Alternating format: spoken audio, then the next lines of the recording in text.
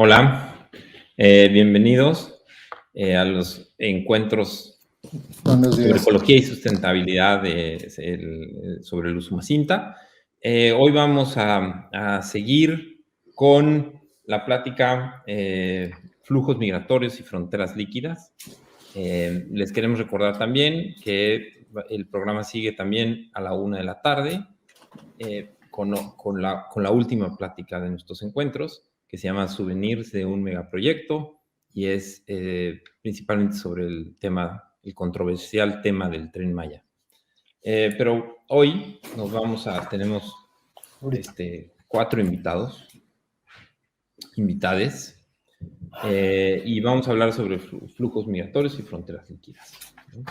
La plática, como les dije, se llama Flujos migratorios y fronteras líquidas, y más que una descripción de lo que vamos a hablar, el nombre da inicio y apunta hacia una serie de reflexiones y procesos de investigación académicas e indagaciones artísticas que fluyen y se dispersan en muchas direcciones y que toman la forma de cartografías.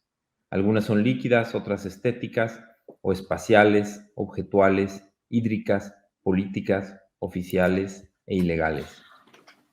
Como dice Yosu aquí presente, las delimitaciones cartográficas se desbordan y cambian, pero también son subjetivas, fenomenológicas, y una prueba de esto es la reconceptualización fronteriza desde la perspectiva de los estadounidenses, que ha trasladado la frontera sur de los Estados Unidos con México a la frontera sur de México con Guatemala, ejerciendo fuertes presiones al gobierno mexicano para detener a los migrantes en Chiapas y Tabasco. Pero los migrantes no se enfrentan con la misma cartografía o las mismas cartografías. Tienen unas distintas, entre ellas la que está pintada en el mural del refugio en la 72 en Tenosique, donde se muestran los sitios peligrosos en el territorio de México, donde pueden encontrar refugio, comida, pero también donde se cobra derecho de piso, donde matan y desaparecen migrantes. Como alertamos en la inauguración de estos encuentros, algunos de los proyectos no suceden en la cuenca del Usumacinta. Hoy hablaremos también de la zona del Soconusco y del río Suchiate, en otra parte de la frontera de México y Guatemala, que está oficialmente afuera de la cuenca expandida del Usumacinta.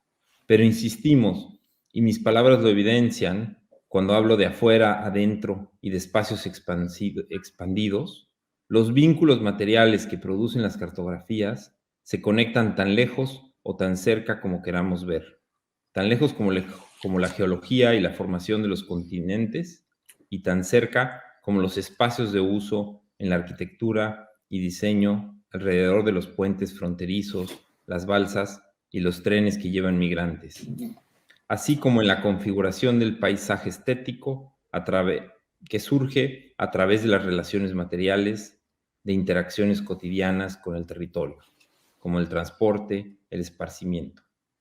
Los dejo con los ponentes, pero voy a introducir de una vez a los 3 para poder luego tener una sesión más corrida. Les recuerdo también que nos pueden mandar sus comentarios por Facebook Live y por YouTube para que nosotros los podamos al final socializar con los ponentes y tengamos una interacción más rica. Al final tendremos un espacio para preguntas y comentarios.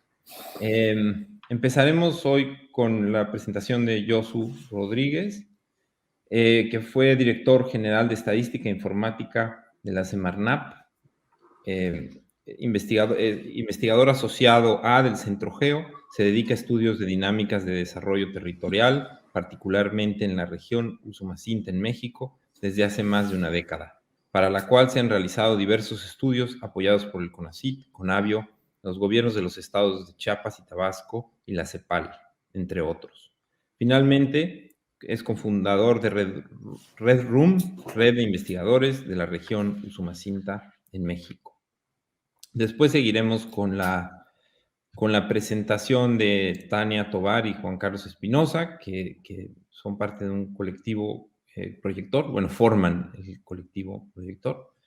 Y voy a empezar primero con la semblanza de Proyector. Proyector es una plataforma curatorial con base en la Ciudad de México dedicada a promover voces emergentes en investigación contemporánea en arquitectura.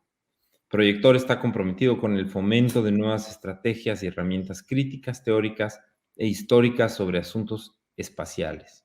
Durante las 3 temporadas del programa anual se invita a los investigadores y grupos de investigación a trabajar en conjunto con el equipo curatorial de Proyector de manera colaborativa, buscando la proyección de su investigación en múltiples formatos, exhibiciones, publicaciones, talleres, performances, pláticas, seminarios, entre otros.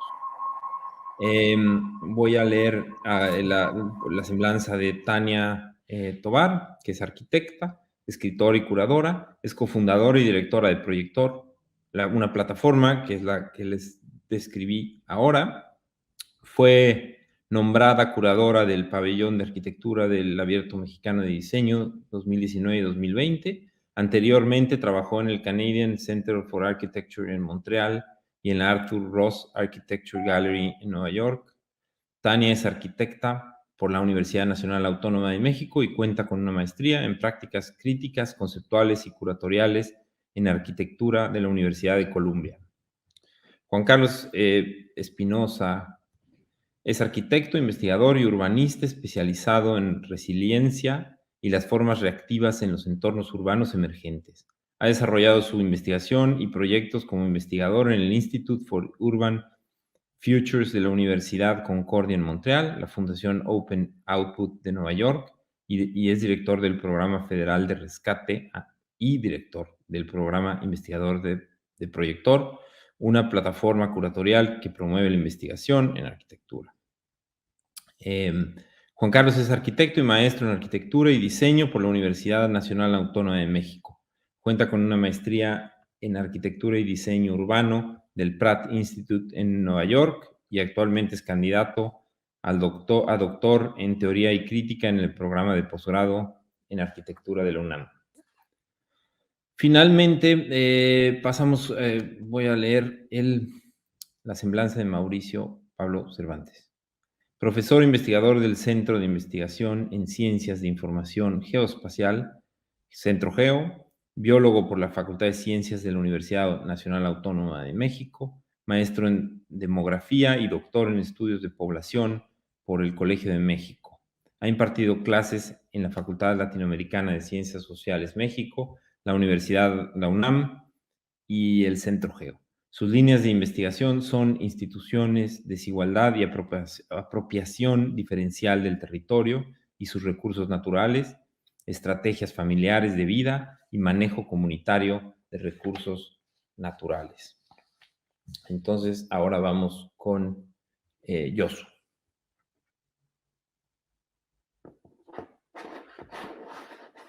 Muy buenos días.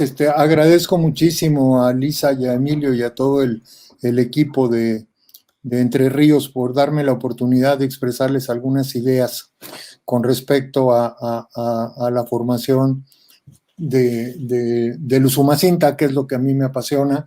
Y no sé, le pediría a Paulo si puede pasar la animación que preparamos para ello. Y en esta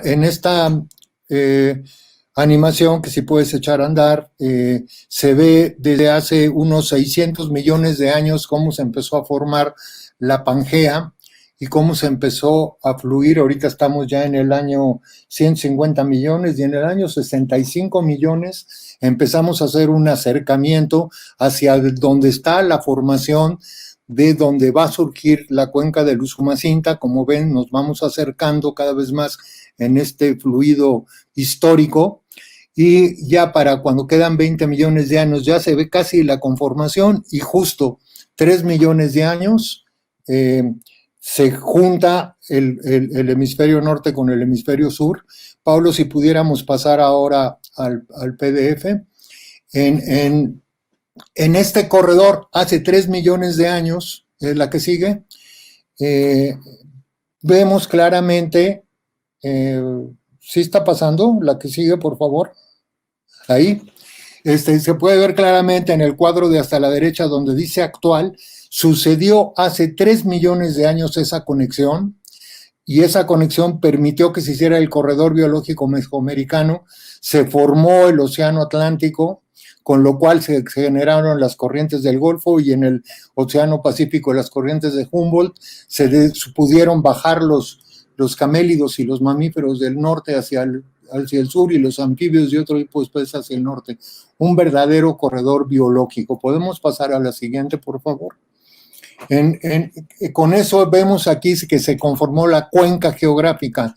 Como bien decía Emilio, es la cuenca que desde la perspectiva geográfica se delimita a partir de los parteaguas, y que en la parte de abajo, si se dan cuenta, medio se ve todavía el golpe de hace 3 millones de años que cerró la cuenca, que formó los Cuchumatanes, que están en la parte sur de la cuenca, y fluye el río, el único río vivo que queda que alimenta el Golfo de México.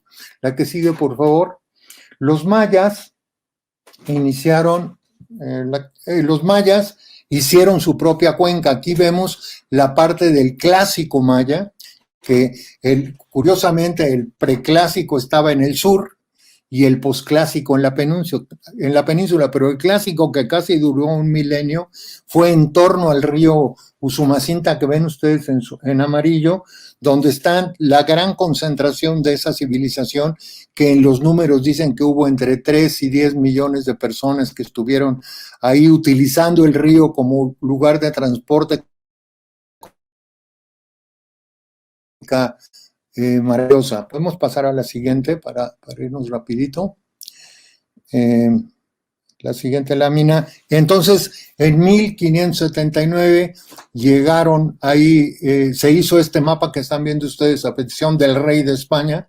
Se ve en la punta anaranjada el punto donde Cortés conoció a la Malinche, que es Santa María de la Victoria, le llamaron cuando aplastaron al imperio de Pochotitlán o algo así, no me acuerdo bien el nombre, y ahí se delimita la cuenca Usumacinta de otra manera muy distinta que como la vieron antes, porque pues la perspectiva era desde la costa, de tal manera que lo que estaba más lejos, que es aquí hacia el sur, se veía como apelotonado en el círculo inferior, y se veía muy grande lo que estaba en el norte, que es donde desde la perspectiva hispánica se empezó a impulsar la civilización que ellos traían pensando que era la única existente, con toda su forma de vida y olvidándose de toda la manera de que se relacionaban los seres humanos con la naturaleza, que como vieron en la lámina anterior era riquísima, puesto que utilizaban el río como medio de transporte, como medio de vida, lo adoraban, lo cuidaban. Y cuando llega la civilización hispana con este tipo de conquista, que es parte del sistema histórico capitalista, del sistema mundo histórico capitalista, pues vienen a imponer sus reglas para iniciar todo el proceso de acumulación de capital de manera desenfrenada, sin tomar en cuenta las condiciones específicas de las civilizaciones. Y nos lleva eso a la siguiente lámina, por favor. A una diferente conformación. Aquí lo que están viendo ustedes es el mapa de la misma cuenca que se ve en morado o en moradito, y se ve la frontera, que ya es así un corte agresivo sobre la naturaleza entre México y Guatemala, impuesta, y de la parte de Guatemala se ven los departamentos que conforman esa parte del Usumacinta. La mayor parte de la superficie de la cuenca Usumacinta está en Guatemala, pero ellos no la ven como una cuenca, la ven por la parte del Petén, que es el verde oscuro que ven ustedes arriba, donde inicia, se ve la colita del inicio del río San Pedro, que se une con el Usumacinta, que es el que viene un poco más abajo, pero para ellos es la cuenca del San Pedro, la cuenca del Río de la Pasión, la cuenca del Chixoy, y no perciben una unidad de cuenca Usumacinta, como tampoco lo perciben los lacandones, que son los que están en medio, en la parte que corre de la mitad de la imagen, que es el río Jacate, perdón, que se junta con el Lacantún, y esa es la parte de la selva lacantona. Queda en amarillito lo que ahorita vemos como el Valle Comiteco, y en el verde que llega hacia el Golfo, como lo que se entiende únicamente como el Bajo Usumacinta o los balcones del Usumacinta, le llaman la entrada del municipio de Emiliano Zapata. La conformación del mapa es totalmente diferente. Quedan ahí en los triangulitos que ustedes ven algunos ejemplos de las ciudades mayas que existían, que actualmente son nada más reliquias de lo que fue, porque la nueva civilización no supo aprovechar ni supo entender el contexto en el que se encontraba. En ese sentido, es pues el que nos enfrentamos ahora de cómo lograr armonizar la relación del hombre con la naturaleza, con la historia que se tiene, y avanzar hacia una sociedad sustentable con los problemas que tenemos ahora tan agudos del cambio global, específicamente el cambio climático, de la inestabilidad geopolítica que da lugar a todo la migración que viene desde el Triángulo del Norte, que así le llaman a la conformación de los países de El Salvador, Salvador, Honduras y Guatemala, que aquí, como ven, se pasan necesariamente por la parte de la cuenca Usumacinta, y más abajo, hacia el sur-oeste, viene la cuenca del río Grijalva, y ahí está el río Suchiate, del que van a hablar los compañeros más adelante. Esta es una nueva conformación, una nueva realidad muy, muy complicada, pero que a mí me gusta reflejarla sobre todo en el municipio de Tenosique. Le pido que me pasen a la siguiente lámina, por favor. En el municipio de Tenosique, se ve ahí en el centro, dice Tenosique, es una manchita moradita. Si la logran ubicar con respecto al anterior, es un lugar que es el paso de Tenosique, podemos decir, porque es un paso histórico. Es un paso histórico dentro de la cuenca. Es tan histórico que era ahí donde se iniciaba, estaban los primeros poblados mayas, como Pomoná, y como otros. Actualmente ya existe, acaban de descubrir la Guada Fénix, que resulta que es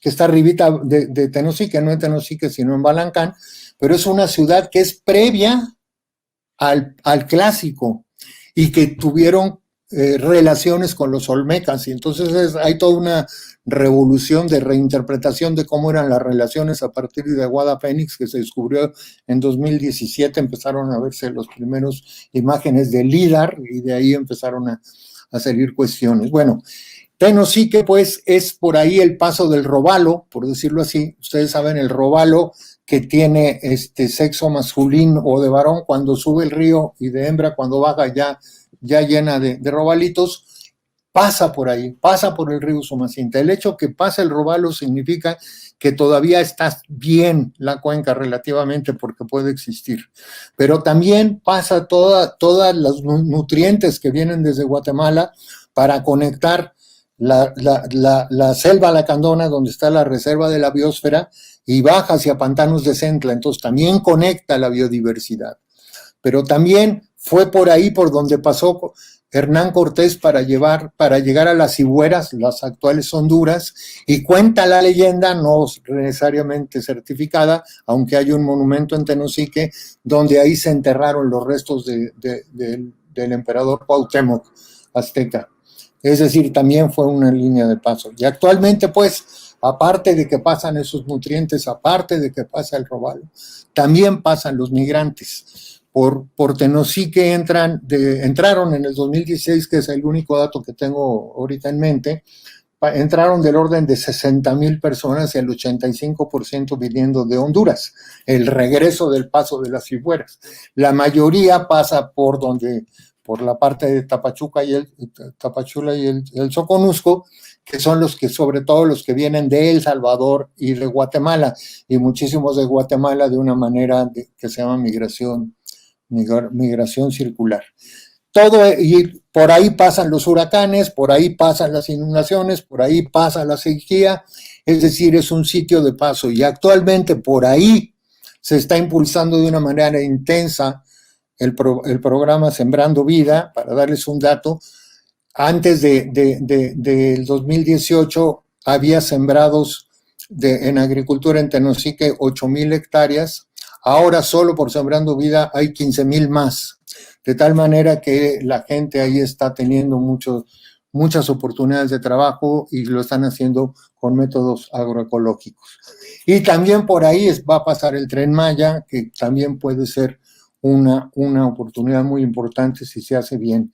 Y con eso quisiera yo pasar a mi última lámina, que si me puedes pasar, en la que yo afirmo, y es mi punto de vista nada más para el debate, que hay que decirle que sí al Tren Maya, pero hay que hacer un Tren Maya bien hecho. Y nada más digo los 3 argumentos fundamentales que yo tengo en torno a ellos. Primero, la eficiencia en el uso de la energía para transportar en el medio terrestre es mucho mejor por vías férreas que por carreteras, y eso supone mitigación del cambio climático, y se supone más facilidad de dejar combustibles fósiles por combustibles, por fuentes limpias de energía renovable, de transformación de energía renovable. Segundo punto, seguir apoyando al desarrollo de la industria automotriz, que sería como no hagamos el Tren Maya, sigamos usando las carreterotas. Como dato curioso o muy importante, ahí por Emiliano Zapata, a 100 kilómetros de Tenosique, pasa la carretera que lleva prácticamente toda la alimentación terrestre a la península, a Cancún y a todos ellos. Ahí, según una investigación de una ONG, del 2000 al 2016, murieron el 13% de los arahuatos, o sea, de los monos aviadores, atropellados por los grandes trailers que pasan por ahí. Seguir por la vía del transporte de automotriz significa seguir la selva baja caducifolia se ha acabado del año 1990 al 2010 en una manera increíble en esa zona, y eso hay que buscar cómo logramos pararlo, cómo logramos parar la dispersión de localidades y todas las secuelas que tienen en torno a eso para buscar funciones más incluyentes. Por último, el uso del ferrocarril favorece el desarrollo regional y local, permitiendo movilidad accesible de personas y sus mercancías. Es el mucho más incluyente, insisto, eso solo si se hace bien hecho, como es la intención de muchos de nosotros. Bueno, con esto termino, justo 30 segundos antes de los 15 minutos asignados. Muchas gracias, estoy aquí presente para cualquier comentario. Muchas gracias, Josu, muy interesante. Yo creo que nos vamos de corrido para al final tener comentarios. Seguimos con Proyector. Hola a todos, muchísimas gracias Emilio, Lisa, Diego por la invitación, a todo el equipo de El Chopo por el espacio y pues nada, bueno, como nosotros somos Dani y Juan de Proyector y hoy queríamos aprovechar justo para hablar sobre... o sea, en este tema de los flujos y específicamente de los flujos migratorios, y que es un tema que en otras ocasiones hemos tenido la oportunidad de explorar desde Proyector. Hoy nos interesaba hablar no tanto sobre las rutas per se migratorias y los territorios que van navegando los migrantes, sino más bien poner un enfoque en lo que se va quedando detrás, en todos estos sedimentos, rastros, memorias que quedan después de su camino por el territorio mexicano. Y bueno, y esto es un poquito lo que les vamos a estar platicando hoy. Ok. No sé si ya pueden cambiar a la pantalla donde está la presentación. Y de lo que vamos a hablar hoy justo se llama Artefactos del Desplazamiento, Sedimentos, Rastros y Memoria. Y nos queremos enfocar en esto porque cuando hablamos o se piensa de fenómenos migratorios, la referencia directa es esta imagen del migrante en tránsito ejecutando un arduo trabajo de cruzar líneas, bordes, obstáculos de un territorio a otro, ¿no? Es esta concepción de las fronteras que tenemos, ¿no? Sin embargo, en tiempos recientes, el incremento exponencial y aparentemente organizado de cuerpos en movimiento y las nuevas políticas de recepción de migrantes han convertido este flujo constante de cuerpos en ocupaciones temporales, dilatadas demoras o espacios permanentes de residencia, dejando a su paso pequeños objetos, muestras físicas y evidencias duraderas de su paso, convertidas en rituales o en otros fenómenos que se remiten a una historia tanto personal como colectiva. Y es que hablar de estas pausas y permanencias pareciera una contradicción, especialmente cuando estamos hablando de flujos y movimiento. Sin embargo, tampoco se pueden entender ambos conceptos sin esta contraposición. A nosotros, como investigadores, arquitectos interesados en la reconstrucción y en la reconstrucción de objetos, justo estos objetos en particular siempre nos remiten a la arquitectura como un elemento que articula un espacio específico y en donde estos objetos de diversas posiciones, composiciones y naturalezas constituyen acciones precisas en un espacio y tiempo específico. Con el tiempo, estos objetos también pueden convertirse en rituales, usos, pasajes, memorias, referencias o cualquier otra cosa. Y es que si un flujo reconfigura el espacio de cierta manera, sus objetos dejados como un rastro adquieren múltiples significados, configuraciones y acepciones, tanto para el que viene atrás como para el que observa el suceso desde la distancia del documento, y la evidencia abstracta del recorrido. El tiempo del trayecto, junto con las paradas obligadas, constituyen el tiempo real que estos cuerpos ocupan.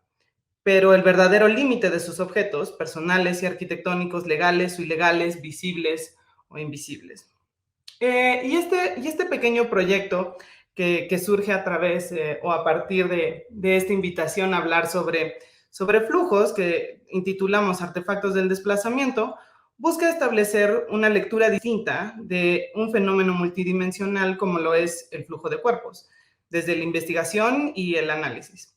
Y este proyecto en particular explora la reconstrucción gráfica de objetos y lugares que se presentan en binomios conceptuales que conforman una unidad activada de formas inéditas, inesperadas y veladas.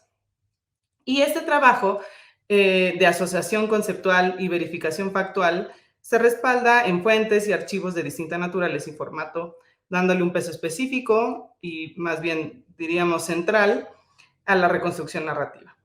Así, a través de estos objetos cotidianos, como los que podemos ver ahorita en pantalla, explican el flujo y los eventos en distintas escalas y nos permiten construir una metanarrativa que visibiliza la compleja red de relaciones, lugares, personajes, códigos y actividades que se entretejen en estos lugares y de formas complementarias. Asimismo, voy a regresar un poquitín.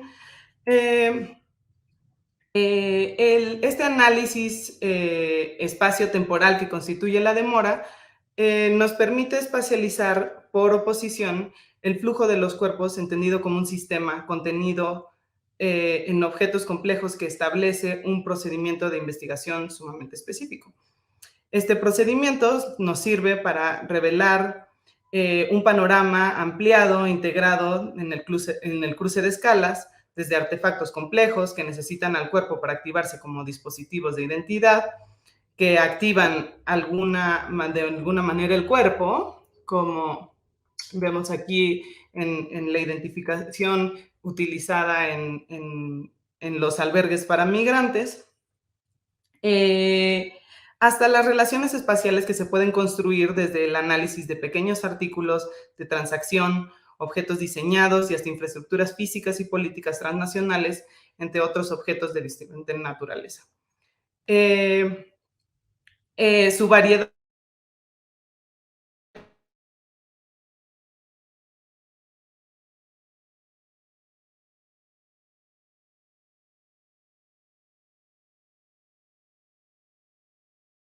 mantenerlo, ralentizarlo, incluso detenerlo por completo.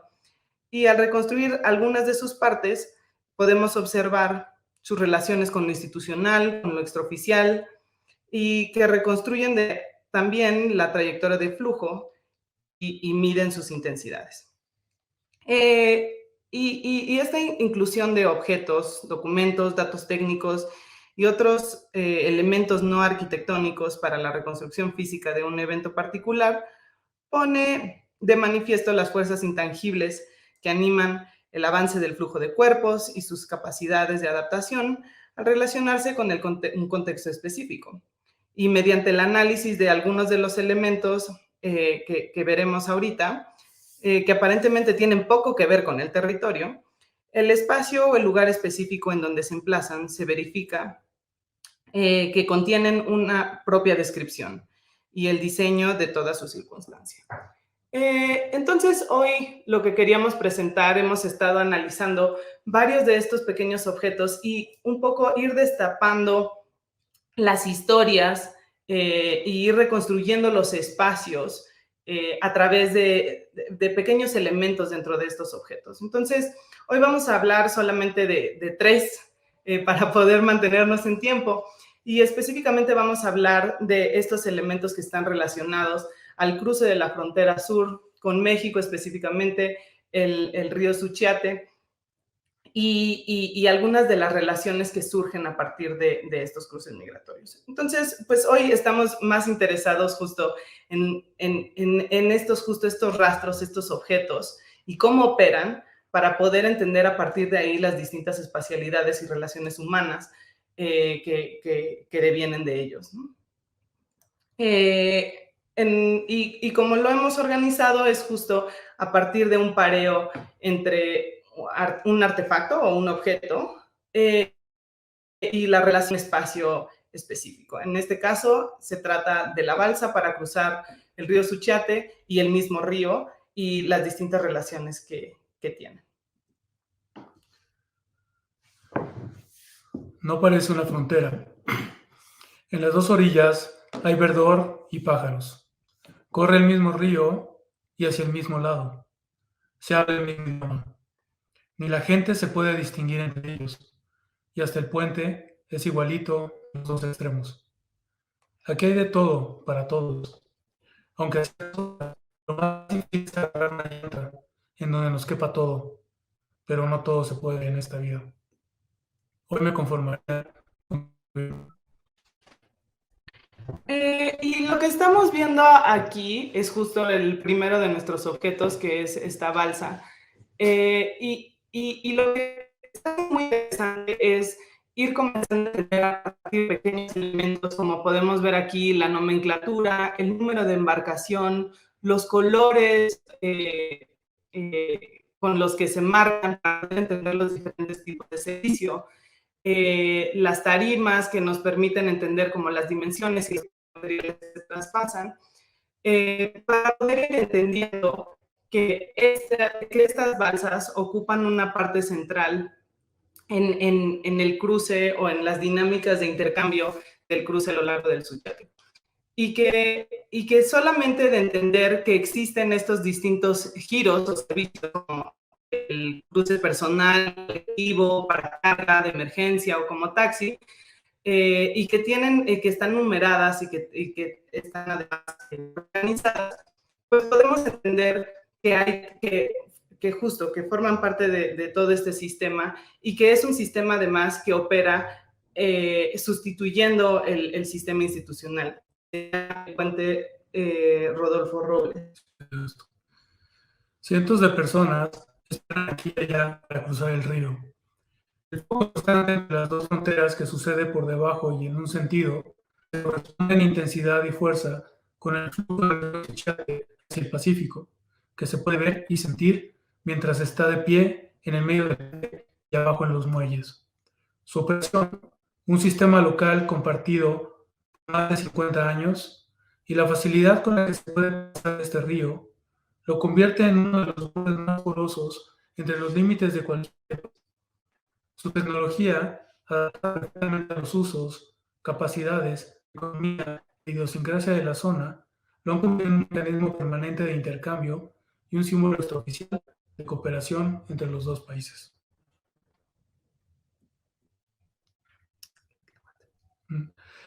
El Puente Internacional Robles Valverde es una estructura de 243.84 metros de largo y 16.76 metros de ancho que constituye un canal ilusorio de intercambio regulado entre dos bloques económicos contiguos y asimétricos. Dentro del paisaje plano y topográficamente homogéneo que caracteriza la región, el puente articula lo que se asemeja a una grieta que divide un tejido urbano consolidado de dos ciudades gemelas y complementarias. Su condición paradójicamente monumental y testimonial se acentúa con la indiferencia de las autoridades que, mediante complicadas interpretaciones técnicas y legales, justifican la omisión flagrante de sus funciones de vigilancia. Y para seguirnos moviendo en esta, ¿cómo se llama?, arqueología de distintos objetos, nos pasamos a otro objeto que opera a nivel corporal, ¿no?, corpóreo, que es la cangurera. Y la cangurera en relación a un espacio urbano, un espacio de ciudad, que es un parque ubicado en Tapachula, Chiapas. Y eso es a lo que nos referimos por la cangurera, ¿no? En la que tenemos este primer objeto que va a ser el primer encuentro de migrantes, y a través del cual se van a ir reubicando y acomodando en el espacio urbano. Era pues una ciudad ortogonal, en donde no había colonias ni era posible distinguir latitudes y números. La 12 Oriente, la tercera Poniente, la Central Sur.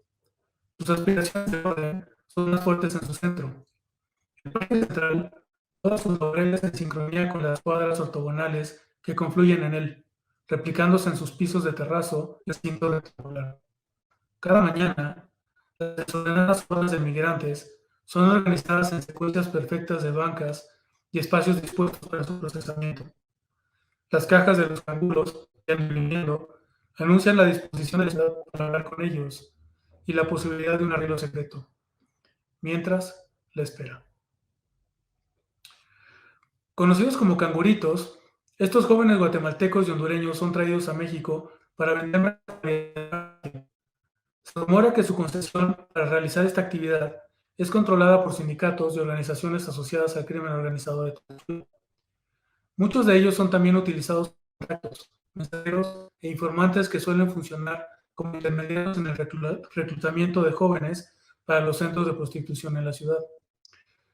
Miguel Hidalgo sirve como un punto de partida para el centro, sirve como un punto de partida para el trabajo más que un contenedor de este. Los reclutadores saben que allí se encuentra una densa concentración de mexicanos que llegan cada vez buscando trabajo. Hola, Tania, perdón, Juan, Tania, les voy a interrumpir tantito.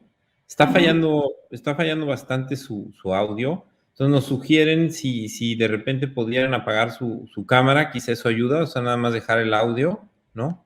Y vemos si funciona. Y en caso de que siga teniendo muchos problemas, seguimos con Mauricio y quizás se pueden volver a conectar y eso quizá ayuda. Pero vamos a intentar primero si apagan su cámara a ver si eso mejora. Ok, perfecto.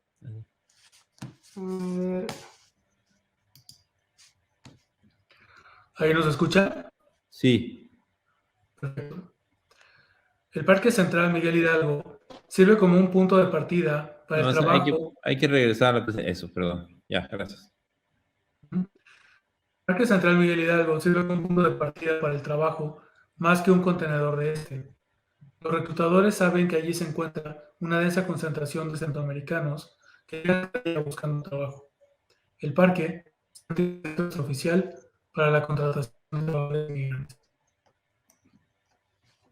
Y finalmente decidimos usar este último binomio entre la ficha utilizada como una moneda de cambio en los centros botaneros, o que en realidad operan como prostíbulos en Tapachula, para poder explicar un poco más de las relaciones de control entre migrantes.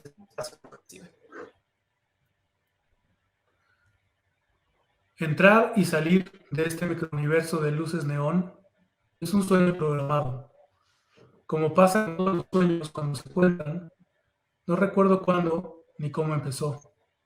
Solo sé que los números, las sumas y las restas, los valores, las equivalencias, conforman la intricada ecuación que explica el tiempo alterado de este espacio liminal.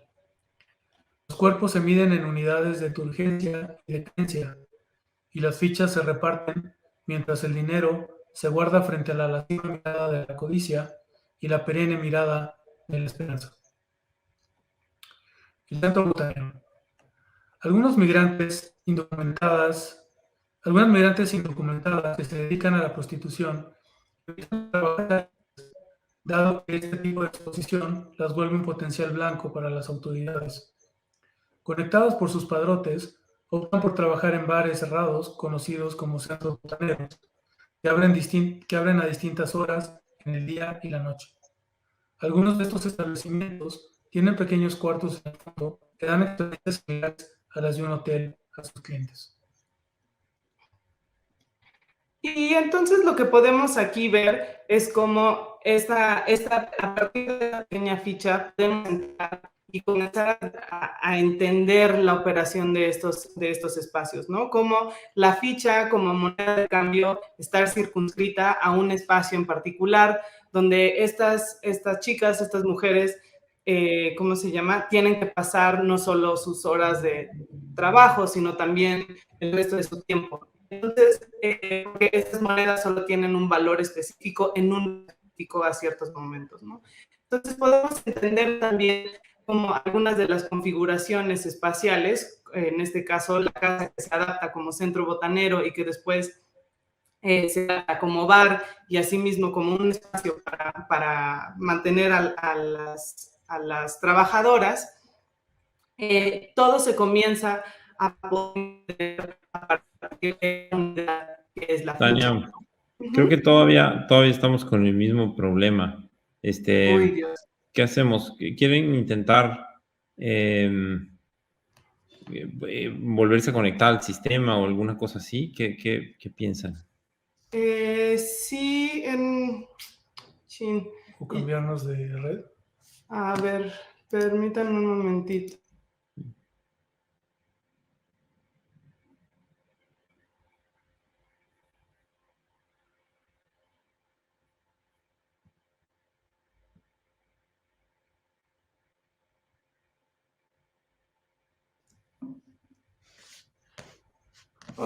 ¿Nos escuchan? Sí, ahora sí. ¿Ahora sí? Sí, sí. Ok. ¿Quieren Bueno, intentar? en realidad ya estamos por terminar, así que si no lo cortamos un poquito más, Pero vale la pena, más yo creo breve. que ahorita lo estamos escuchando bien, entonces igual vale la pena, sí. Ok. Entonces, pues justo lo que busca este ejercicio es comenzar a reconstruir estas dinámicas espaciales, como lo vemos aquí, como estos marcadores desde que entran desde la fachada y podemos ir entendiendo las distintas configuraciones, cómo operan, comenzar a ubicar estos distintos tipos de espacios, interiormente cómo funcionan a través del intercambio de esta primera unidad que es la ficha y que a partir de ella podemos entender los distintos esquemas arquitectónicos de los partidos interiores, las dinámicas que ahí adentro se llevan a cabo y a través de qué objetos las podemos entender. En este caso, como el pizarrón de información en el que vemos ofertas, menús, los nombres de los clientes, de los morosos que no pagan y asimismo también dónde se ubican estas.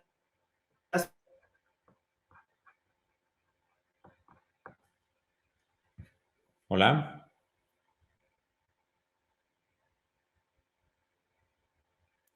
Creo que Quien perdimos. controla esa unidad en realidad es quien controla el flujo de entrada y salida de personas.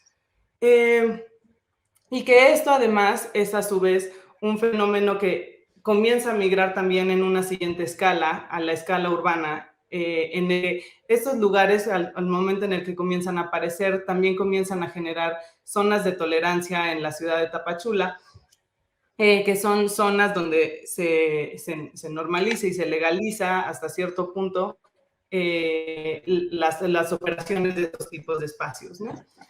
Y entonces, pues ya a modo de conclusión, pues nada más lo que buscamos es justo cómo podemos ir reconstruyendo estos flujos, estas relaciones, estas geografías a partir de objetos en específico, y cómo el análisis objetual nos permite reconstruir las narrativas de la migración en México.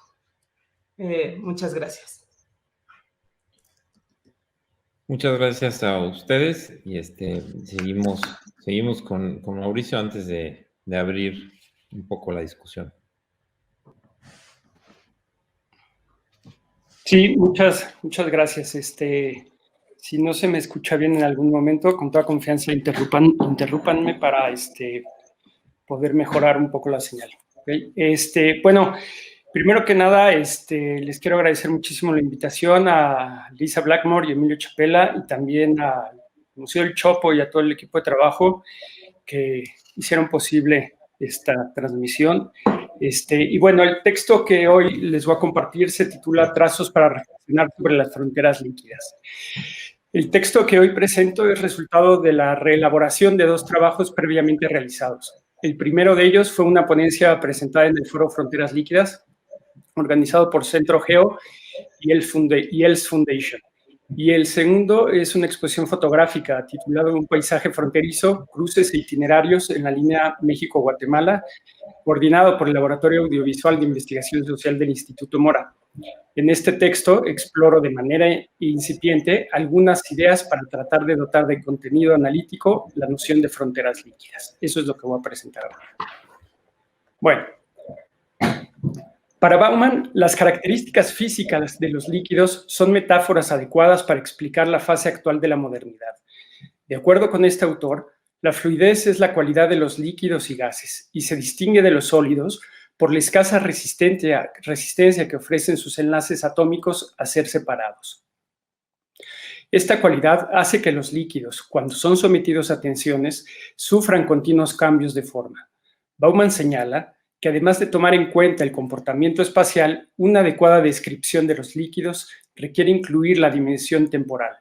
Dada la naturaleza cambiante de los líquidos, es necesario fechar el momento en que la forma es descrita. Entre otros aspectos del desarrollo de las sociedades, apunta Bauman, lo que esta modernidad líquida ha diluido son los vínculos entre las elecciones individuales y los proyectos y las acciones colectivas. Ha diluido las estructuras de comunicación y coordinación entre las políticas de vida individuales y las acciones políticas colectivas.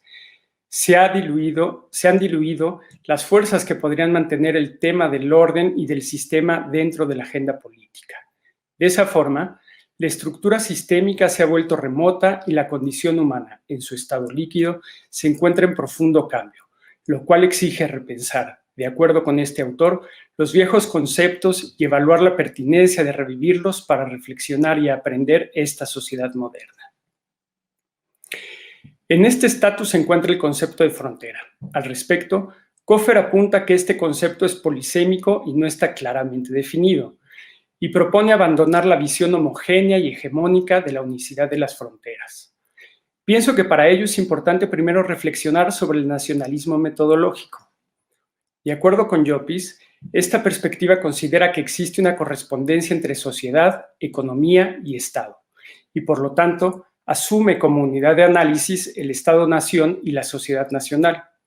Parafraseando a Bauman, el concepto Estado-nación representa el estado sólido de la frontera, procurando así contornos bien definidos y diferenciados, donde el espacio y el tiempo, elementos centrales de la producción de las identidades, están claramente delimitados y existe un adentro y un afuera diferenciado en torno al límite territorial del ejercicio de la soberanía nacional.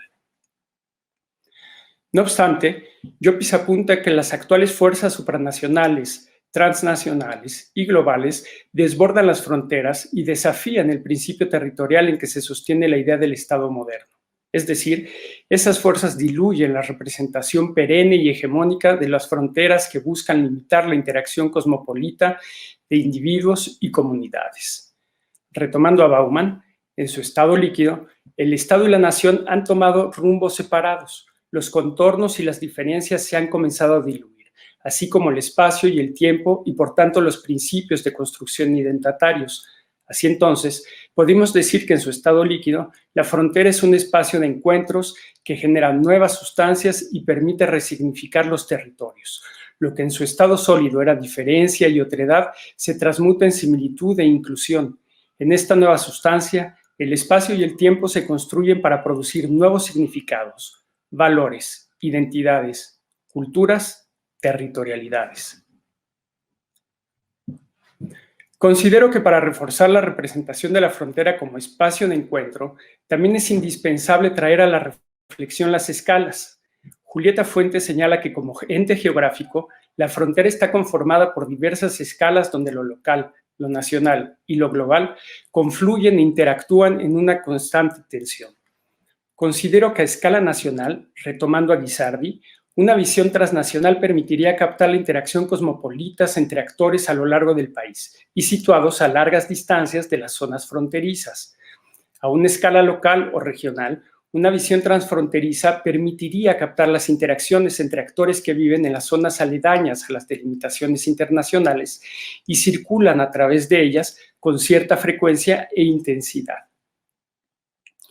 Retomando a Durán, es a esta escala en donde los límites ponen de manifiesto la relación paradójica entre enfoques geopolíticos y sociales en las fronteras, y es donde las transformaciones económicas y sociales, las reconfiguraciones territoriales, así como las prácticas de los individuos y sus percepciones, juegan un papel central en los procesos de formación y transformación del espacio transfronterizo. De esta forma, las interacciones sociales que desbordan las fronteras derriten el Estado sólido y diluyen la idea de la frontera desde la perspectiva del Estado-nación.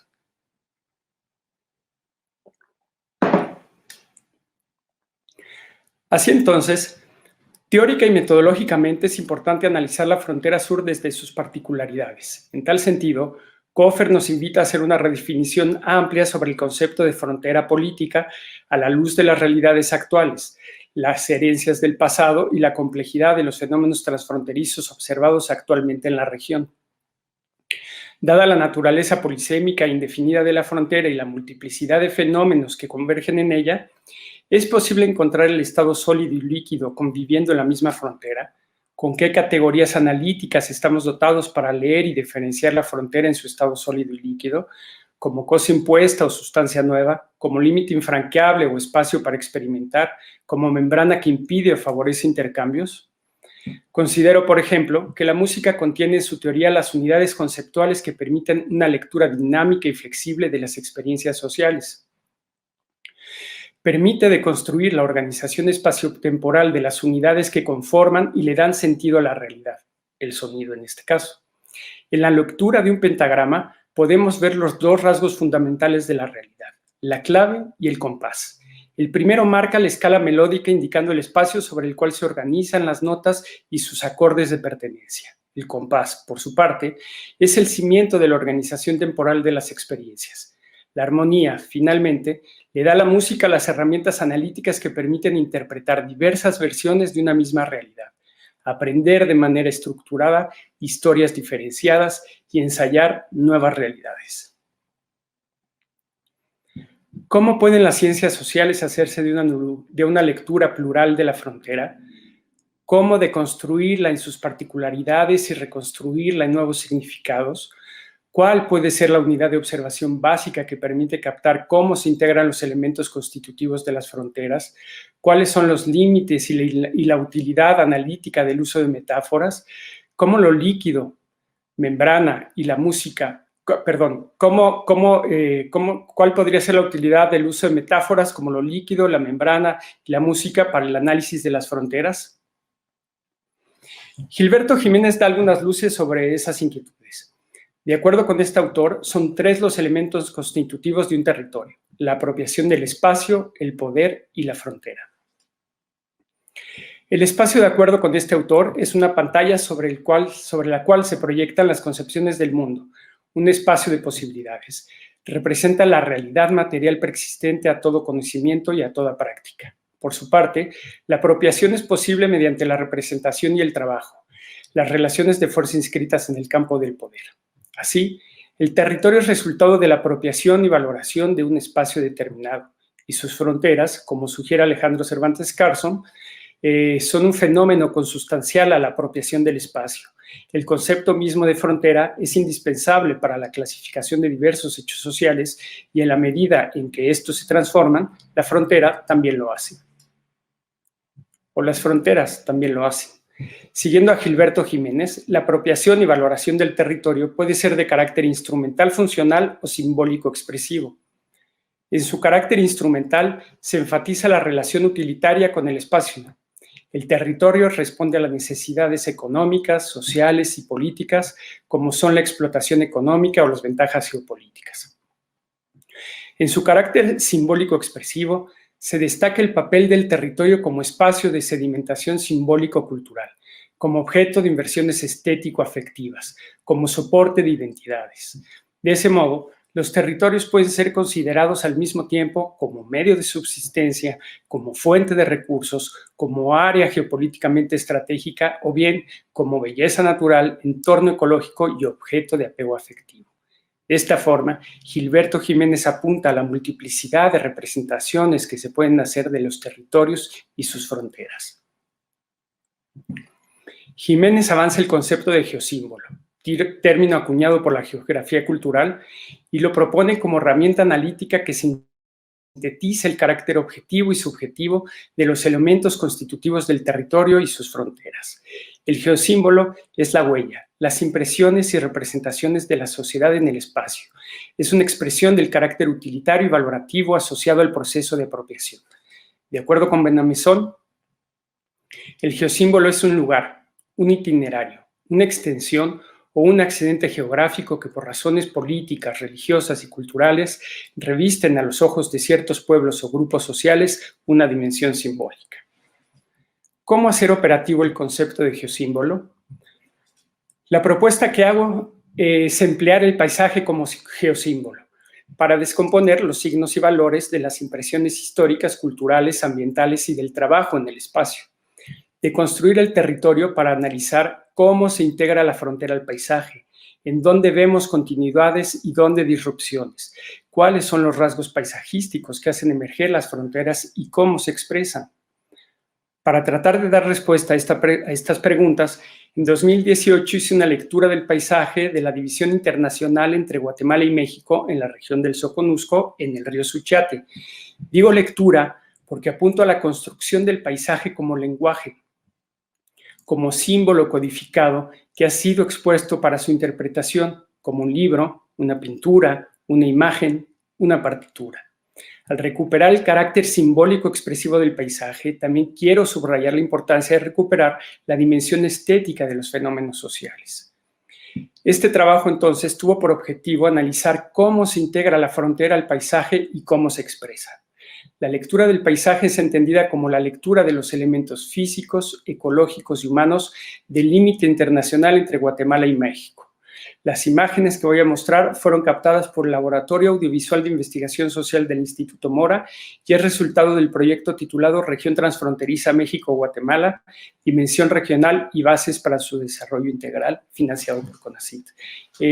¿Podríamos pasar a la presentación, por favor? Perfecto, ahí se ve. Muchísimas gracias. ¿Podemos pasar a la siguiente imagen?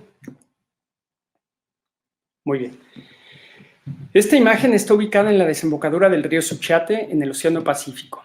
En esta zona, el control del cruce internacional, representada por el río, está en manos de las comunidades locales y no existe la presencia organizada de personas cobrando o vigilando. La zona es plana y el río es amplio y de escasa profundidad. ¿Podemos pasar a la siguiente imagen, por favor? Estas características, es decir, que el río sea plano y amplio y de poca profundidad, permite que en épocas de estiaje las personas puedan cruzar en lancha o a pie de manera relativamente segura. La playa también es otra ruta que permite un paso seguro. aunque menos recurrida. Cruzar por este lugar para trabajar en los ejidos productores de plátano ubicados al otro lado del río forma parte de los itinerarios cotidianos de la población local. Siguiente imagen, por favor. La que sigue, por favor. Oculto entre una gran propiedad privada y un ejido ubicado al otro lado del río, encontramos otro punto de cruce irregular. En este lugar, los dispositivos de control son más evidentes. Una hamaca y una mesa sirven para que un cobrador, un supervisor y 3 conductores de botes regulen el paso de personas que van y vienen de los ejidos productores de plátano a la ciudad de Tecunumán y a los caseríos vecinos. Para los habitantes locales, el río, lo que para el Estado-Nación representa el límite internacional, es un lugar de esparcimiento. Jóvenes, niños, niñas y mujeres dedican algunas partes de su día a aliviar el sofocante calor del verano. Imagen 4, por favor. La siguiente imagen, por favor. En este lugar, la zona ribereña está bordeada por árboles, matorrales y platanares. El río es angosto y caudaloso, dificultando el cruce a nado.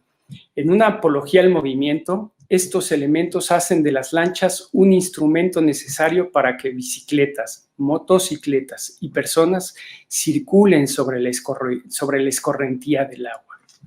Siguiente imagen, por favor. La que sigue. Entre Ciudad Hidalgo y Tecunumán se encuentra una de las zonas de paso más importantes entre México y Guatemala. En este sitio, el cruce irregular domina sobre el regular.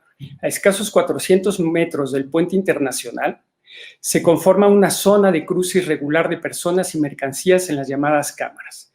En esta zona, los dispositivos de control están en manos de organizaciones de camareros, agrupadas por los dueños, un supervisor, un cobrador y los conductores. Las reglas en uso dictan que las cámaras de Guatemala llevan personas a México y las de México a Guatemala. Siguiente imagen, por favor. Antes el río era angosto y caudaloso, pero después del huracán Stan, el Suchiate se hizo más ancho y menos profundo. En época de estiaje, los camareros contienen el río con sacos de arena para aumentar el volumen de agua y propiciar el cruce con las cámaras. En esta zona, el río se ha cobrado la vida de muchas personas que lo han tratado de atravesar a nado. En sus bordes se puede ver gente pescando, nadando y lavando ropa. Siguiente imagen, por favor. La que sigue. Entre 2 pequeñas localidades se encuentra la aduana conocida como El Carmen, El Talismán. Estas localidades llevan esos mismos nombres. Este cruce está rodeado de pequeños cerros que, a decir de uno de los entrevistados, le dan una forma de embudo, lo cual provoca que el flujo se concentre en un espacio muy reducido. El cruce regular es por el puente internacional, mientras que el flujo irregular se sucede justo por debajo de este. Siguiente imagen, por favor. El flujo irregular tiene una organización social y espacial muy particular. El punto de cobro se encuentra en el traspatio de una casa, por la cual ingresan mercancías y personas para cruzar el río. Su destino son los asentamientos urbanos cercanos y bien conectados por el transporte público, como Tapachula y Tuxtla Chico en México, o bien Las Brisas y Malacatán en Guatemala. A los costados del puente internacional, la disposición de los elementos naturales dificulta el libre tránsito de las personas por otras partes, obligando así a cruzar el río únicamente por arriba o por debajo del puente. Destaca que en esta zona el Suchiate es más angosto y por ello, en época de lluvias, su afluente puede concentrar mucha más fuerza. A modo de conclusión, esta lectura del paisaje mostró que si bien la conformación de los estados-nación está acompañada de una idea sólida de la frontera y en su función de límite genera dominios por controlar, separar y distinguir a unos de otros, la lectura del paisaje ofrece un panorama más complejo, invitando a la reflexión sobre el carácter heterogéneo y plural de las fronteras. La pluralidad de la frontera descansa en la naturaleza de la apropiación del territorio, la diversidad de actores que intervienen en ello, el espacio social y geográfico en el que la apropiación se sucede y la dimensión temporal asociada. la conjugación de las lanchas, la expresión geográfica del río, la fuerza de su afluente y la organización social en torno a la vigilancia y control del cruce internacional son ejemplos de los dispositivos territoriales que facilitan o restringen el flujo de personas a través del río y dotan a la frontera de lo que llamo una permeabilidad selectiva. La permeabilidad selectiva hace referencia a la cualidad de las membranas celulares de filtrar el tránsito de elementos a través de ella. Y también la de modificar su comportamiento en respuesta a los estímulos de su entorno. Así, dicha cualidad se materializa en dispositivos territoriales diferenciados que facilitan o restringen la comunicación e intercambio de mercancías y personas, importando o no sus características. Un mismo dispositivo puede segregar e impedir los intercambios y en otro momento conectar y transportar. También conviven dispositivos con funciones antagónicas en espacios geográficos próximos, como se muestra en la imagen que están viendo. Como son los puentes de las garitas internacionales y las cámaras que cruzan por debajo de estos cruces. Me gustaría terminar esta exposición citando la canción titulada Punto y Raya del poeta venezolano Aníbal Nazoa, musicalizada por Juan Carlos Núñez y bellamente interpretada por Soledad Bravo. La cito porque creo que sintetiza muy bien la contraposición del carácter instrumental funcional de la frontera geopolítica, de las fronteras geopolíticas, frente al carácter simbólico expresivo de los territorios y sus fronteras. Además, confronta las escalas relacionadas con estas representaciones de la frontera. ¿Podemos ir a la siguiente imagen, por favor? Siguiente, por favor. Muchas gracias. Bueno, el texto dice así. Entre tu pueblo y mi pueblo hay un punto y una raya.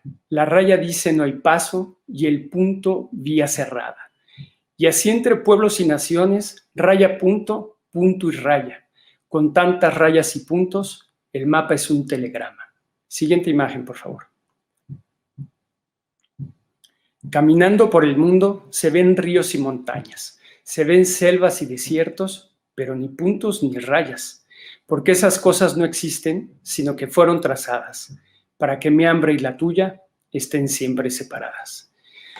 Con esto termino y reitero mi agradecimiento a los organizadores de este encuentro. Muchas gracias. Muchas gracias, Mauricio. Interesante la canción, no la conocía.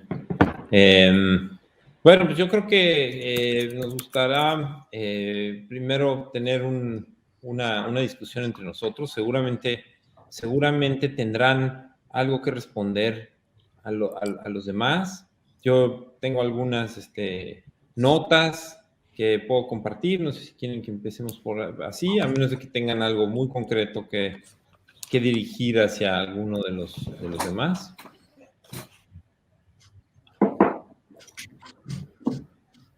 A mí me parece muy interesante cómo el tema voy a empezar por ahí, ¿no? Sin ninguna razón. El tema del diseño un poco, ¿no? Vemos mucho, es muy común ver los ejercicios de diseño y de arquitectura que vienen acompañados de autoridad, ¿no? Hay algo que impone un diseño arquitectónico. Dame un segundo. Perdón, denme un segundito, espérenme, perdón. Emilio, si quisieras, puedo... Listo, ya. No, ya perdón, una disculpa. Claro, les decía que hay muchas veces viene como las condiciones materiales de un diseño, de una arquitectura, vienen como heredadas de una autoridad, ¿no? Que en este caso lo podemos asociar mucho con la idea de Estado-Nación, con lo que sucede arriba del puente, ¿no? Que es el cruce oficial, y finalmente me parece súper interesante que los cruces irregulares sean más frecuentes que los regulares, y también como la expresión y la manifestación de todos estos objetos, el diseño moviéndose en una dirección opuesta, ¿no? Hacia, en contraposición de ese diseño autoritario, ¿no? Los puntos y las líneas de los que habla Mauricio. Finalmente hay un acomodo material cotidiano que de alguna manera se manifiesta con más fuerza, y eso me parece interesante. O sea, hay una cartografía que parece, sí, las cartografías no oficiales, las cartografías en muchos casos ilegales, funcionan de una manera mucho más protagonista, ¿no? Digo, finalmente es algo a lo que sucede en todo el mundo. Estamos muy acostumbrados también en Latinoamérica a ver este tipo de cosas, ¿no? Este tipo de acomodos alrededor de, ¿no? Quizá estos acomodos en las palabras de Bauman, que están más diluidos, más que sólidos, ¿no? No sé si quieran como abordar más o menos esas reflexiones y tengan alguna cosa que responder a mí o a los otros, ¿no? A mí me parece honestamente muy interesante todo esto que tú hablas, porque en realidad en esta mesa o en este foro hay tres componentes que me parecen vitales para poder describir los fenómenos que suceden, al menos en esa parte de la que estamos hablando, que es la cuenca. Y es el flujo como acción, que es de lo que hablaba Mauricio, porque me parece que el flujo como acción es lo que impulsa realmente todo, y no importa si lo estamos hablando desde su definición física, que pues obviamente, como tú muy bien lo describes, el flujo casi siempre lo asociamos como a líquidos y esta cosa orgánica que se abre paso entre cualquier resquicio, y obviamente pues no tiene un diseño como tal, sino el diseño es esta propia naturaleza casi atómica de los líquidos, o este impulso hacia como buscar este resquicio vía gravedad, ¿no? Y la cuenca de la que hablaba yo, que, pues, con mucha precisión, pues tiene una forma y tiene una determinada naturaleza, tanto topográfica como geográfica, como física, que hace que los ríos o los flujos, estas cosas que ahí suceden, se comporten de cierta manera, pero tampoco se pueden visibilizar o se puede entender ese movimiento si no se hace un análisis, digamos, abstracto, o sea, desde lejos, o al menos como multidisciplinario y multifactorial o multifacético, ¿no? Sobre ese fenómeno en particular, que es esta enorme cuenca que abarca la mayoría de Guatemala y pues, al menos la mitad de Chiapas. Y nosotros, digamos, lo que tratamos de hacer es un poco evaluar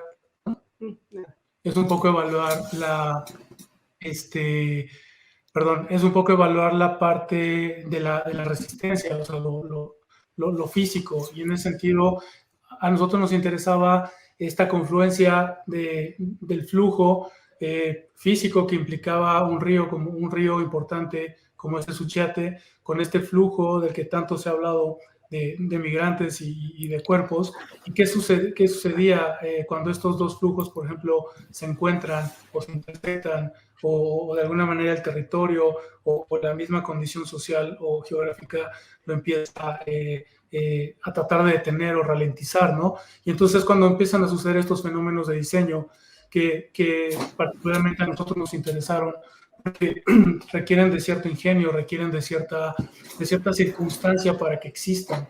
Esa balsa y esas condiciones de diseño solo pueden existir en condiciones físicas como las que describía Mauricio, de un río que en estiaje es pues, básicamente un río de no más de 30 centímetros, pero cuando llueve es casi imposible de pasar, ¿no? Entonces, por ejemplo, leyendo solo las balsas, uno se puede dar una idea de cómo esta gente ha encontrado formas de adaptar un mecanismo tan sencillo como una llanta de tractor industrial con una rima y cintos para pasar mercancías, pasar gente, rescatar personas, organizarse, utilizarlo de taxi y un montón de cosas que además requieren una organización binacional, ¿no? Porque así como hay grupos que se organizan de este lado, hay grupos que se organizan del otro lado, y en donde pareciera que esta frontera de lo que hablamos pues no existiera o simplemente se borrara. Y parte del texto que escribimos para la introducción de esta parte de la balsa hablaba precisamente de esta homogeneidad o esta suerte de condición homóloga que hay entre Guatemala y México en el paisaje. O sea, si uno cruza por ahí, pues se dará cuenta que es básicamente lo mismo. Inclusive la gente en Chiapas, yo soy de Chiapas, yo soy de Tapachula, de hecho, y bueno, viajo, mi familia, conozco bien, y la mayoría de la gente pues, tampoco se puede distinguir a menos de que hables, ¿no? Y empieces a encontrar estas minucias de lenguaje. Entonces, bueno, sirva esto quizá para abrir la conversación, pero me parecía que me parecía interesante y pertinente asociar los tres trabajos de alguna manera. Y creo que esa es al menos la manera en la que yo encontré esa relación. No sé tú, ¿qué piensas? Josu, ¿tienes algo, sí, ¿va? ¿Algo Sí, que decir? sí, quisiera, a mí a la reflexión que me lleva esta reunión que nos convocaron es a pensar por qué llegamos aquí, por qué ahora la gente tiene que moverse por sobrevivencia y tiene que tener inventiva y otros tienen que estarles estorbando el camino. Y de alguna manera en lo que yo presenté hay un corte de cuando era, no es un corte inmediato, pero cuando el mundo maya del clásico se mezclaban, no había una cosa que se llamara frontera México-Guatemala. Por eso cuando Juan dice que pues pasa y somos igual, pues somos los mismos y es la misma vegetación y es el mismo río y es el mismo todo. Pero precisamente la conquista que es en el siglo XVI es cuando empieza a instaurarse el sistema mundo capitalista europeo. Y ese es el que nos va llevando a establecer fronteras, a dividirnos. Yo me acuerdo que en una reunión que estuve en Pátzcuaro, hablando de desarrollo regional, pregunté en una reunión con purépechas que para qué servían los mapas y me dijeron para dividir a la gente. Y no les pude contestar otra cosa. Es decir, ¿por qué estamos en esta condición? ¿Por qué ha venido una forma de desarrollo cada vez más intensa y cada vez más alejada del equilibrio que por fortuna nos puede llevar a una transformación? Antes la frontera sur ni se pelaba, no se le hacía caso, según escuché alguna vez a Tonatiuh Guillén comentar. O sea, cuando uno dice México, la frontera es la del norte, en el sur ni al gobierno de Chiapas le interesaba. A ver a los Jaguares de jugar al equipo de fútbol, los Jaguares llegan de Guatemala y nadie les importa, como Obama, que empiezan a ver que hay problemas en Estados Unidos de la migración que está llegando, empiezan a presionar para ser más intensa el corte y dicen la frontera sur de Estados Unidos es la y entonces empiezan una bola de tensión, todo producto de un sistema que se llama capitalista y que es para producir y acumular más y que cada vez tiene menos condiciones de hacerlo y por eso estamos en una crisis civilizatoria. Y esto es una expresión de todo eso que debemos pues de ayudar a que se diagnostice bien y empujar para que cambiemos de época, ¿no? Eso es un poco lo que yo quería decir. Me parece bien interesante también la conexión que se puede hacer justamente al río Usumacinta, ¿no? Yo pienso que, digamos, finalmente los ríos siempre, antes de estas fronteras, antes de estos puentes específicos, han mantenido relaciones históricas que son tan largas como la historia, ¿no? Con las personas, ¿no? Y digamos, esas relaciones van cambiando, por supuesto, y van cambiando de acuerdo a estas condiciones materiales, ¿no? Entonces es muy interesante. Yo creo que ahorita, si nos puedes compartir un poco, Josu, desde tu perspectiva, ¿qué has notado en términos de diseño, en términos porque digamos, no hay puentes fronterizos, ¿no? Sobre el Usumacinto que yo sepa, ¿no? Si los hay, ¿qué has observado ahí? Bueno, yo lo que te podría decir es que sí hay algunos cuantos pasos, ninguno de los oficiales, el oficial está hasta el Ceibo, y el Ceibo ya está fuera del Usumacinta, y es por carretera. Hay algunos pasos en Benemérito de las Américas que se puede pasar y hacia frontera Corozal, y pasan por ahí mucho contrabando de ganado. Entonces, que ese es otro elemento muy, muy importante, todo el problema del mercado ilícito que se da entre las fronteras. Pero digamos, en la parte de Tenosique, que es en la que yo conozco, como bien decía Juan, ahí la gente, o sea, para ellos los migrantes son la gente que va de Tenosique a Cancún y de Tenosique a Playa del Carmen. A los que vienen del sur son indocumentados, son compañeros indocumentados. Y cuando entran, van a algunos ejidos. Yo conozco a un ejido, gente de un ejido que se llama Huasibán, que los están esperando con agua de coco y los están ayudando y los están, o sea, la gente se ayuda entre sí, aunque hay mucha presión por parte, sobre todo de los grupos, pues, que se aprovechan de esto, los grupos que digamos de criminales organizados, y la presión que ahora tienen del instituto, bueno, del propio Migración, que sigue la presión de los Estados Unidos. Pero cómo están respondiendo, lo ven como una cotidianidad, ¿no? La gente de la zona rural de Tenosique, la gente de la ciudad sí le tiene miedo, sí dicen los indocumentados, tal, ¿no? No sé si respondí a tu pregunta, pero eso es más o menos lo que... porque no tengo idea así de las cosas como las que hablan de los compañeros de proyecto, de objetos y cosas, nada más siento que entre la gente no hay distancia ni diferencia, es fluida la relación, y que son los obstáculos que se ponen de otro tipo los que impiden esa conectividad. Siento que no dije lo que me pedías, pero ni modo.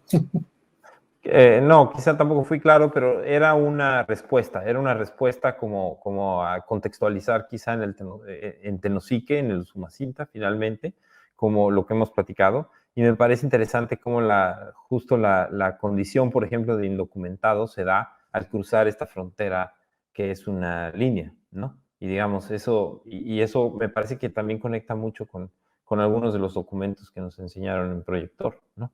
Que hay una identidad que está digamos, categorizada de acuerdo a la frontera, pero también a veces está relacionada o vinculada con tener un documento o no, un papel, ¿no? Y hay esa conexión interesante, esos vínculos. Tenemos un comentario por ahí me parece que es en YouTube, ¿no? Fernando Flores, que dice, hola a todos, pregunta, ¿los flujos migratorios guardan relación o tienen su impacto con situaciones de salud, considerando los diversos factores? Gracias y saludos desde Chiapas. Digo, no sé si hay alguien que tenga alguna reflexión. Bueno, yo quisiera solo complementar un poco las reflexiones anteriores. Me gustaría primero hacer hincapié en que existen distintas representaciones de la frontera, ¿no? Y lo acabamos de ver en cada una de nuestras presentaciones. Cada uno hizo una aproximación distinta sobre las fronteras y sobre el significado del cruce de las personas a través de los límites internacionales. Y otra cosa en la que me gustaría poner hincapié es que esas múltiples representaciones que existen sobre las fronteras también dependen o se asocian a la manera en la cual las personas se están relacionando con ese espacio en el cual un actor lo reconoce como un límite internacional. Así entonces, por ejemplo, sobre los indocumentados, hay ciertas horas del día en que las personas pasan por el puente internacional sin documentos.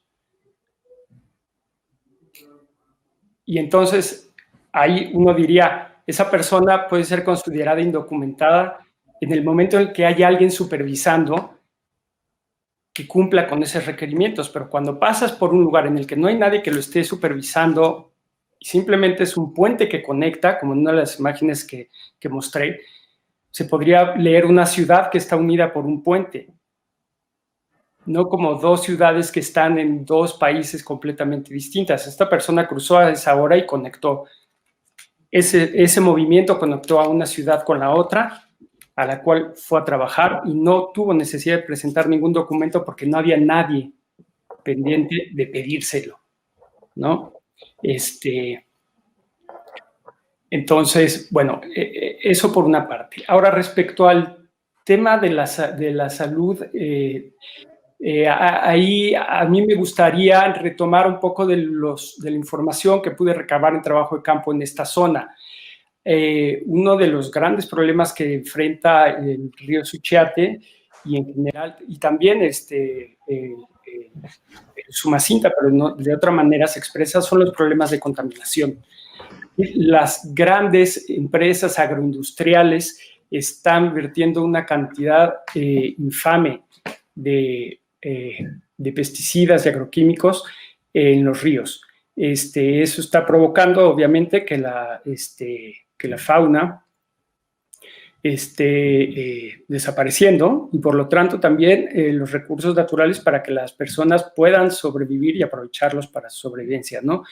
Ese es un serio problema. Y aunque el agua puede abundar en la zona, los problemas de contaminación tan importantes de los ríos, de los caudales de agua ahí, lo que está provocando es que esa abundancia en realidad se convierta en una escasez de agua, porque pocas personas pueden aprovechar un recurso que está fuertemente contaminado.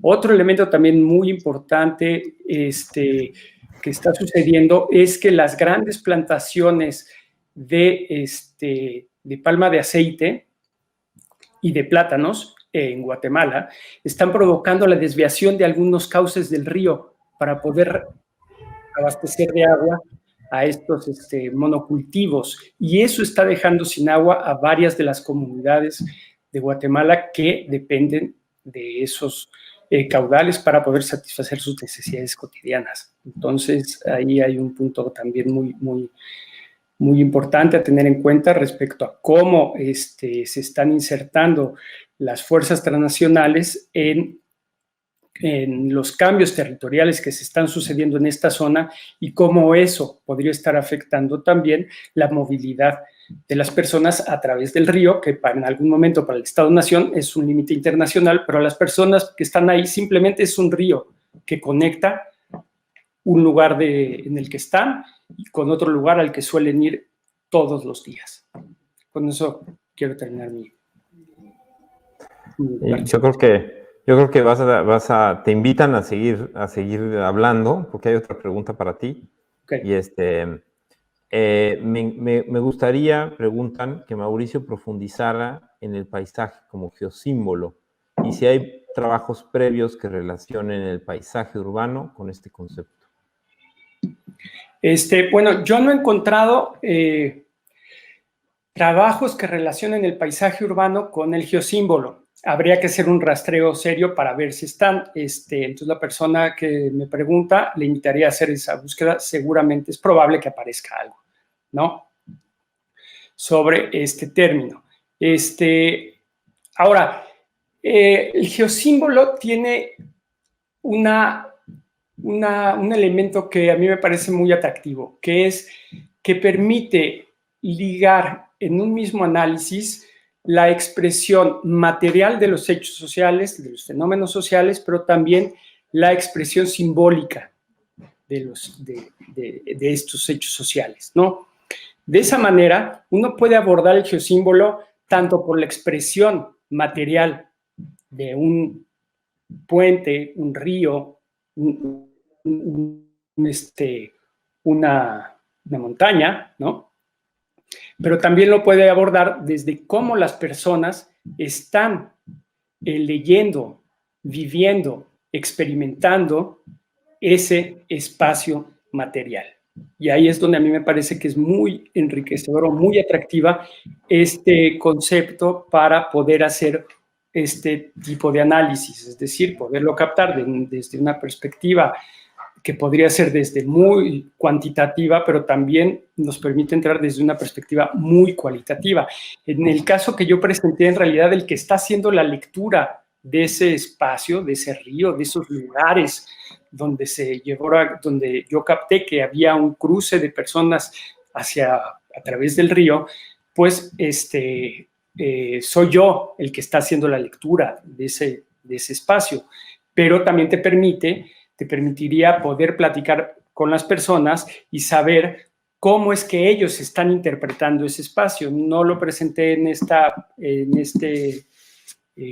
ahora en esta presentación, pero bueno, eso sería un elemento a tener en cuenta más adelante. Pero, por ejemplo, una compañera de mi centro de investigación, Julieta Fuentes Carrera, les pedí a las personas que dibujaran cuáles son sus itinerarios de traslado a lo largo del día, ¿no? Y que señalaran aquellos lugares donde ellos sienten que es más difícil poder hacer ese itinerario. Y claro, que ese itinerario implicara cruzar por el límite internacional.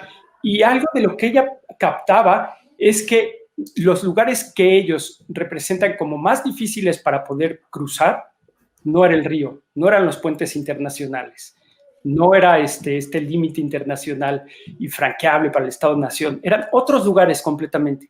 No tenían nada que ver con la representación del Estado-Nación de un límite geopolítico, ¿no? Entonces, bueno, eso es lo que a mí me parece muy atractivo de la propuesta del concepto de geocírculo. Y bueno, no sé si podría dejar en algún espacio la referencia a la cita que hago para que la persona que me pregunta pues pueda acceder a esos textos, o si quiere escribirme a mi correo electrónico para profundizar sobre este tema o mandarle textos, pues estaría muy bien, ¿no? Sí, si quieres ponerlo en el chat privado y nosotros lo podemos copiar a YouTube y a Facebook. Perfecto. Sí, justamente. Hay, creo que varias cosas que me parecen muy interesantes de ver en diálogo estas ponencias, ¿no? Y que vuelven un poco a un punto que hicimos al iniciar este ciclo de encuentros, que tiene que ver con el valor y la necesidad de pensar en territorios muy específicos, de entenderlos como sedimentaciones afectivas, ¿no? Y de vivencias e historias. Y en ese sentido hay, digamos, quizás una acción que atraviesa distintas disciplinas, con lo que entendemos de cómo ustedes interrogan o palpan el territorio, y tiene que ver con esa arqueología un poco, ¿no? De entender la historia larga de la formación de un territorio desde cómo se vive, ¿no? Cómo se vive desde el territorio y cómo se contrapone eso en una brecha gigante contra otras visiones del territorio, ¿no? La vivencia versus la óptica, ¿no? Y esos mundos aparentemente no se encuentran, ¿no? Y si se encuentran, pues es en fricciones. Y ahí es donde también me parece que al otro punto los ríos son muy ricos, porque desde estas dinámicas que ustedes demuestran, entendemos otras dinámicas que aplican a otras geografías y otras regiones. Y primero, pues podemos ver cómo la infraestructura grande no responde a las necesidades, digamos, muchas veces reales y locales. Y por otro lado, entendemos mucho del poder político, ¿no? También desde el río y desde los flujos.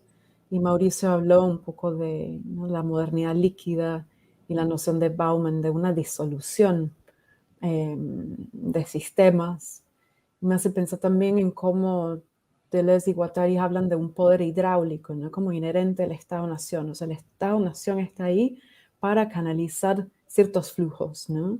Y lo vemos en los artefactos y tecnologías identitarios que luego se generan, ¿no? Para eso, las cédulas, las banderas, las fronteras, las cartografías. Entonces creo que sus trabajos en ese sentido, en diálogo, nos ayuda a entender esa ese conjunto de mecanismos de poder que tratan de contener el territorio mediante las fronteras, pero el cómo también hay desbordes constantes, ¿no?, que escapan de esos controles, donde también la propia capacidad de generar respuestas a unos sistemas no aptos, ¿no?, para las dinámicas reales, crean sus propios mecanismos, ¿no?, que muchas veces pasan desapercibidos. Y ahí es que encuentro un valor muy, muy grande, ¿no?, tanto en el análisis que hace Mauricio de los paisajes como en el trabajo, pues, arqueológico que hace Tania y Juan, ¿no? Casi museográfico también, y ahí voy a otro punto, ¿no? Tenemos lo que queda en la memoria pública y lo que queda, digamos, musealizable, como una memoria que luego se puede reproducir y captar, y lo que desaparece porque es más efímero, ¿no? Entonces creo que lo que ustedes traen como valor de visibilizar esos pasos, digamos, más precarios, ayuda muchísimo, ¿no?, a tener otro tipo de imaginario para entender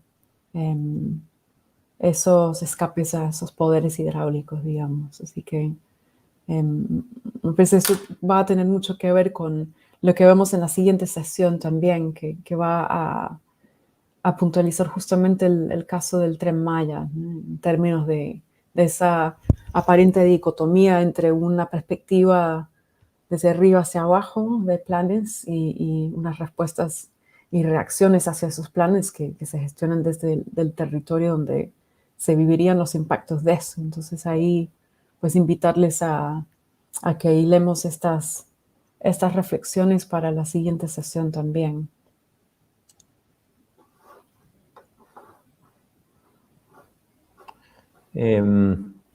Bueno, yo creo que podemos tener algunos comentarios breves, creo que para terminar. Por acá también nos ponen un poco en el chat con respecto a Yosu, apuntando: me gusta tu regreso al problema concreto. Y yo sí quisiera como sumar, antes de quizá darles la palabra a últimos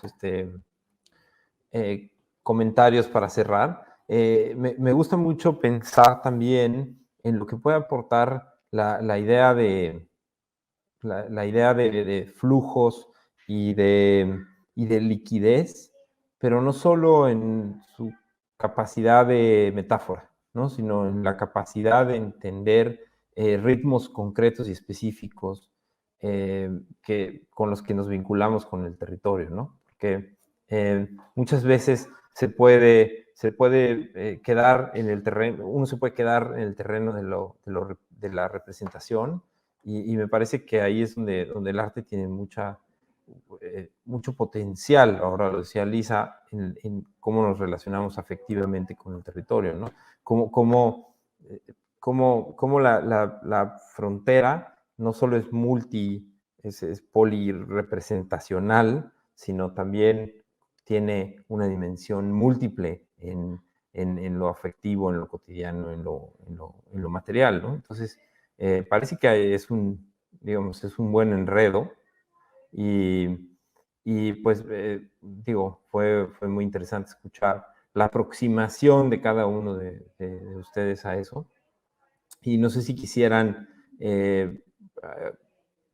algún comentario final, algo que se quedaran con ganas de decir antes de cerrar.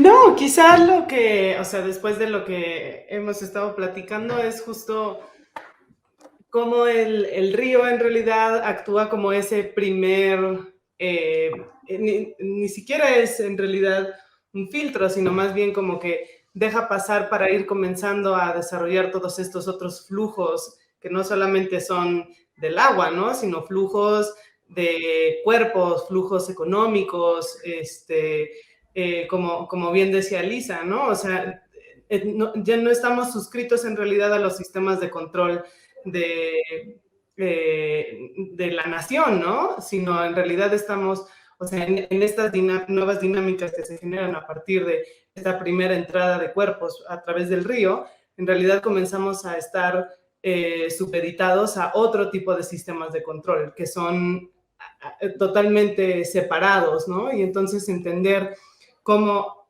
el río es este primer detonador que al ser fluido en realidad nos permite generar una nueva serie de dinámicas versus una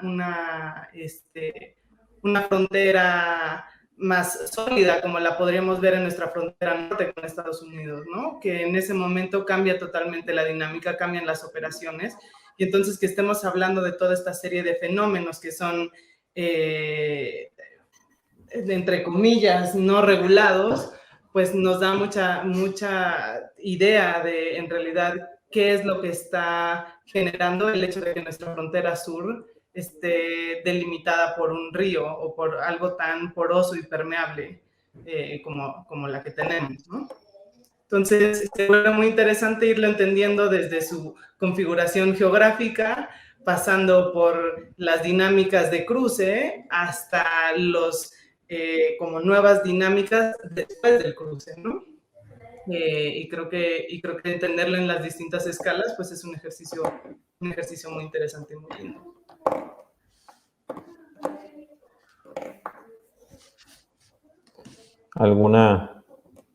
¿Algún otro comentario?